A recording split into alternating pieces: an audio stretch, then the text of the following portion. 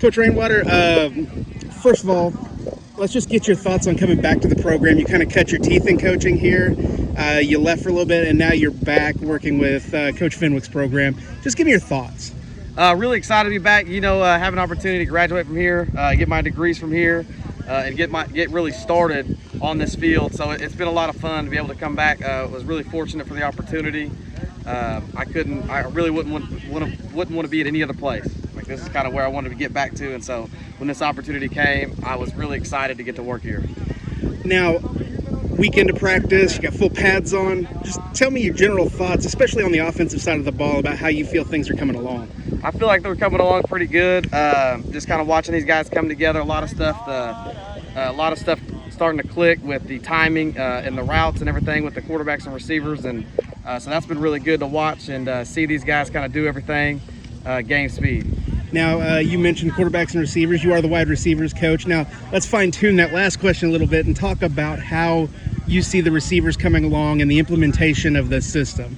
Sure, yeah, I think the coolest thing is watching these older guys, these veterans, even though they may have only been in the system since the spring of 19, watching them kind of teach the younger guys and the new guys in.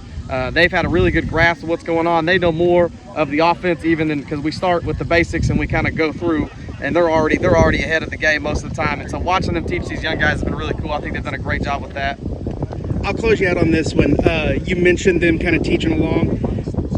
Talk about how the returners possibly benefited from the extended spring and all of the extra time, maybe in meetings and in install and getting things down, the basics in the program. Yeah, for sure. I mean, because it'll be the second fall to be able to play games, but it'll be, there's a huge gap in between that of a lot more meetings with, they did some in the fall, I understand, over like Zoom, and then they were able to in the spring kind of get together with those scrimmages, and I think that really helped kind of come for this fall. Even though it might be the second season in the fall, they've had a lot more to be able to do, and I think that's really helped them and then allowed them now to be able to teach these young cats.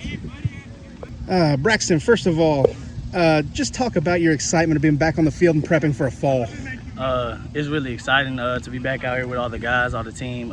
It's an amazing group of guys we have out here, and really just excited to get going and actually play and compete for a GAC championship. Moving along, let's talk about how you and maybe some of the other receivers took advantage of the extended spring, the more intense practice schedule in an effort to prepare for this fall. So this whole year long, the pandemic process, it's all been preparing for fall of 21. Like, we've all been talking about, we can't wait for fall 21, and now fall of 21 is here. It's time to execute. We have been executing. We've grown a lot due to coaching, just us growing as men players. So we've grown a lot, and we're excited to see where the future holds for this season. Now, we talked a little bit about preparation for this fall. How do you feel it's going so far, a weekend in full pads and all that jazz? We're doing good right now. We've got some things to clean up on.